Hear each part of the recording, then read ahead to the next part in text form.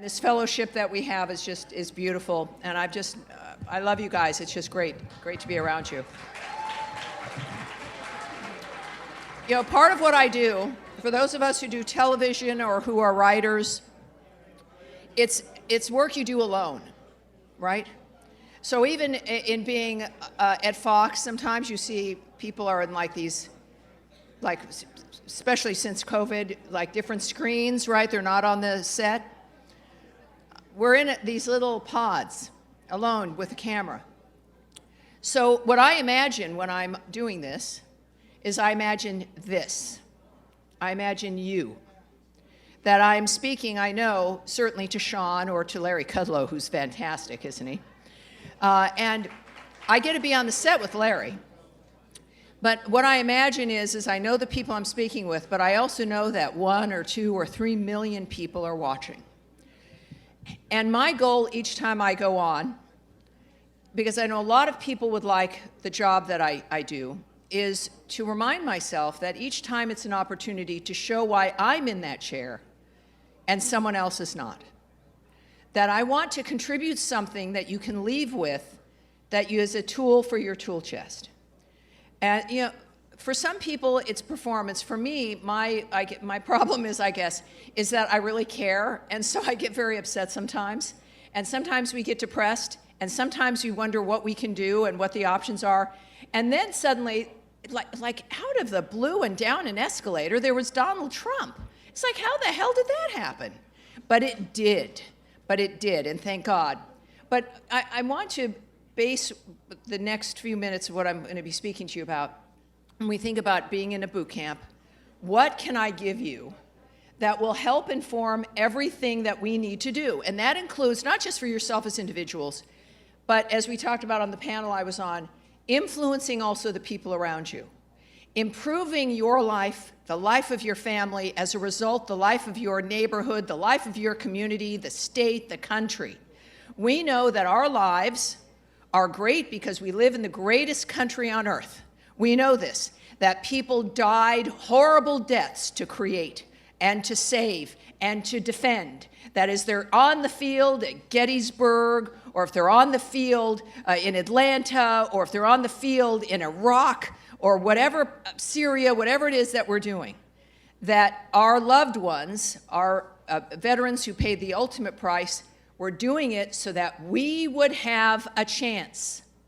That's all that Americans have ever asked for, is a chance to be ourselves and to have this country that what we stand for that is different, that the Constitution, which is a warning to government, and the Bill of Rights, which is a warning to government about what not to do to us, that we are the sovereign. That was the first new idea that shook the whole old world. The kings and everyone else were the sovereign who would then tell us what to do. We are the sovereign here. We are the ones who decide, right? Not 2 anchors at a network, not a bunch of political people trying to finesse up some candidate who is vacuous and empty. In order to make the right decisions, we have to feel free. We have freedom of expression. It's not given to us by the government. A lot of people think, oh, it's the First Amendment that gives us freedom of expression. No, it is a reminder to the government that God has given us these rights already and that you will not touch them. Because in the schools now, indoctrination, young people are not taught that. They think the Bill of Rights gives us rights. No, God did. That's what makes us the sovereign. And the founders knew that government would try to stop our speaking, our gathering in groups, our ability to live where we wanted to live, to practice the faith we wanted to practice. In other words, it was a big thumb in the eye of anybody who would be in government saying, you can't change this. And look at what they're trying to do. They're trying to change it now, aren't they? Well, we're not going to let them. But part of the element that they have relied on, not just in colleges and schools with you know, the kids, but with us every day. And this is my new book. And First one in 17 years because it was too important. I don't like writing so much, and it was an ordeal, but it was important. And it's called Fear Itself, Exposing the Left's Mind-Killing Agenda. And it addresses the use of fear to control society. It is an ancient technique, thousands of years old, whereas if you can put someone in a state of fear, suddenly we stop thinking logically and reasonably. We end up with chronic fear moving into mass anxiety that then informs us that we should retreat and not question, and like if you were in a fight or flight mode, that you don't have time to take the next step of wondering, why is this happening? Is this okay? What should I do? Who's doing this to me? You just say, okay. Or you simply retreat completely. And that is what chronic fear ends up doing to us. A lot of us, of course, became very aware of it during COVID.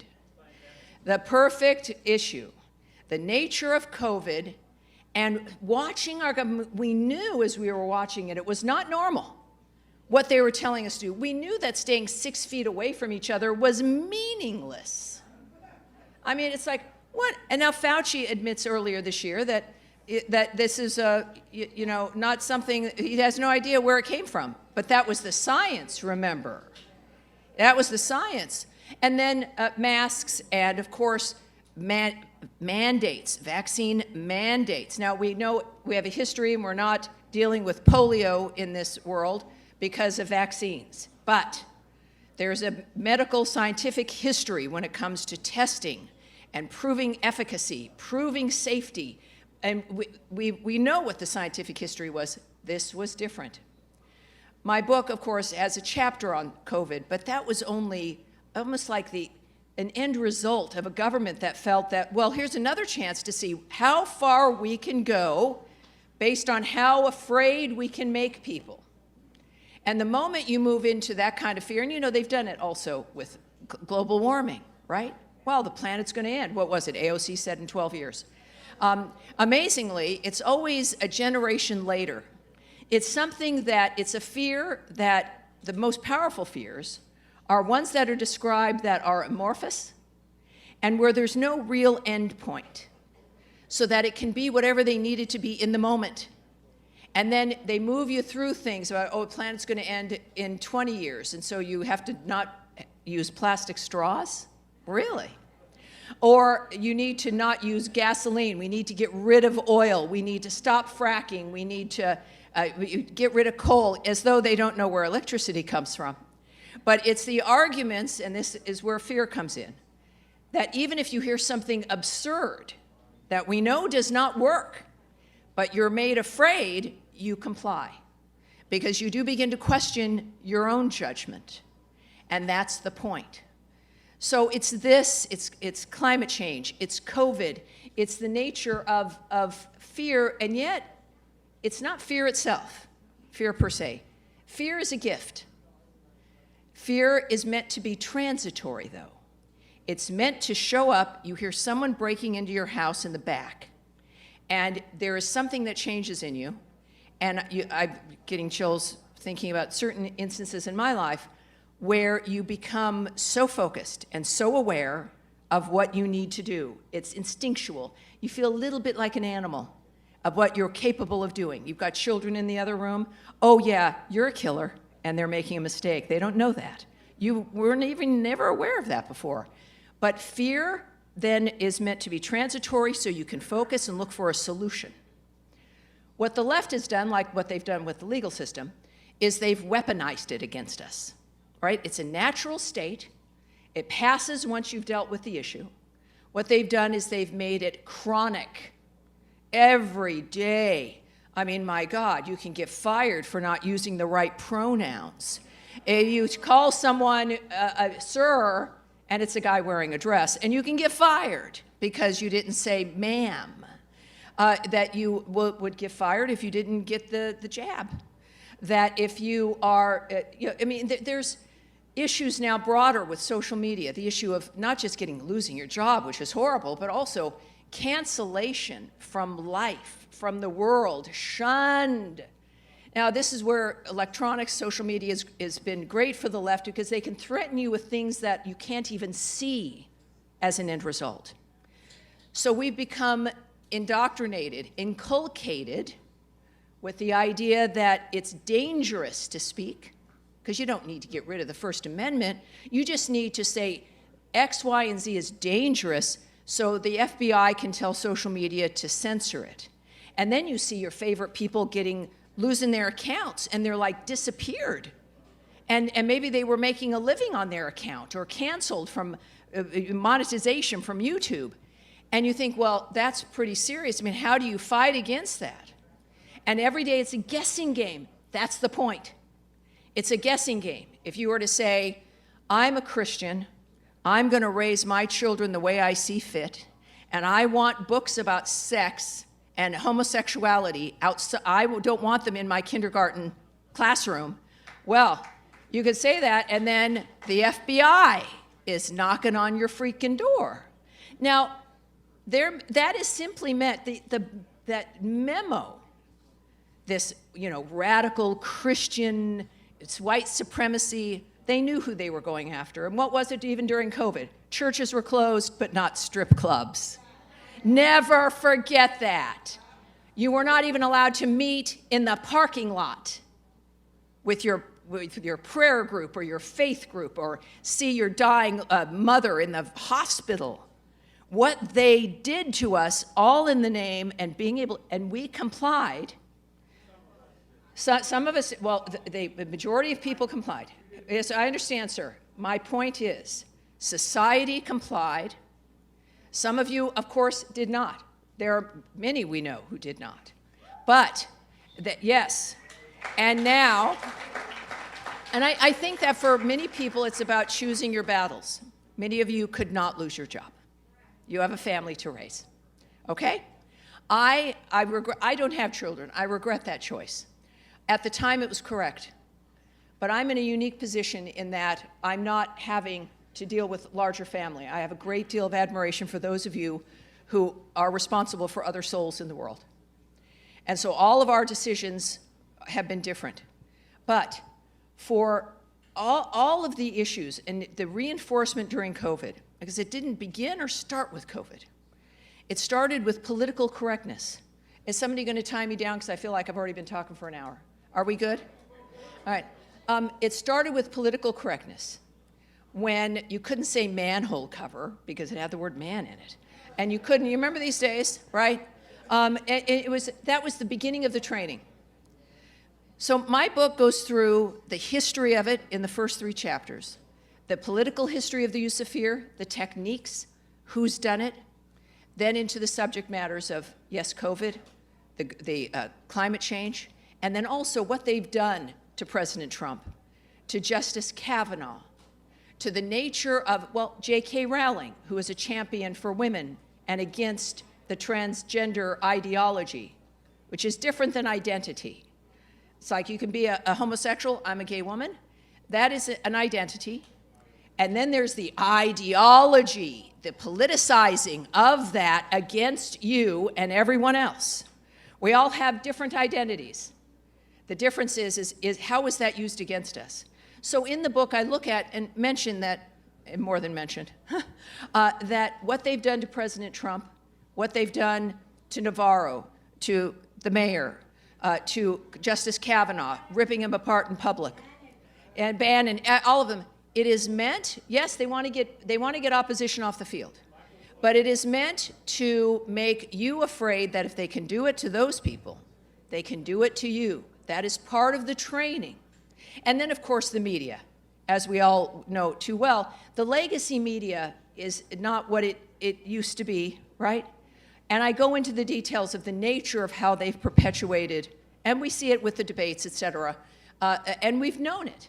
But we must demand a better way as opposed to adapting and coping. My book shows you that maybe a lot of you, we get used to fear, we adapt to it, we kind of get used to it. But the issue is that as it goes into mass anxiety, you start to change your life choices. Women choose to not have a child because of climate change, or you choose, you choose to not leave your house still. You choose to have a general kind of chronic fear that begins to affect our health. And it seems then overwhelming with regular life. The moment I found that people are aware that this is not normal, it is not organic, you are not in this position naturally, it has been put upon you, that alone flips a switch. You suddenly are seeing it through a different lens. And then you become a little bit more free. And then at the end of the book, I talk about the power of decision making. We are kept so busy that we aren't deciding how it is we're going to move forward because there's too much. Every day it's like, you know, in our lifetimes, in a day, we're getting more information than people did 50 years ago in their lifetimes. More information is more overwhelming, on top of that, social media, et cetera. But at the end, I talk about and remind people of the power, the distinctive power of deciding, not just thinking about something. It's like, you know, I gained 10 pounds while writing this book, and it's like there's a point, and I know what I'm doing. I gave myself permission. And then you decide that it's over. Or you decide about something regarding work, or you decide about a relationship. And that then begins to happen because we're engaged immediately. And that would include how we act during an election, how our quality of life feels, and what we do with our faith. And coming to this meeting, you made a decision to do that. And I think that that is, for us, the key. I've got some personal stories in the book that explain how easy it is for the switch to be flipped. When I had a stalker and I was in Times Square, and I ran to a traffic agent because I didn't see anybody else, and he said something to me that changed everything as I'd moved into a habit running away from this person. Literally, a remark from a stranger changed everything and was the spark for the book. And he would never know that. Neither would I. But that's how it is. So my tool for your boot camp kit is, well, the book is called Fear Itself. It's on all formats, Kindle and audio and everything. But just remember, our lives are our choices. The fear we feel is artificial and intentional. It is weak. It can collapse, but you have to look at it for it to collapse. You have to know. And that's what I want to give you, because this is everything that's happening. Now is the time. It's our generation's fight. We're not jumping off of boats at Normandy. We're having these meetings. And this is what will change the world, because it will change America. So thank you for having me. I appreciate it.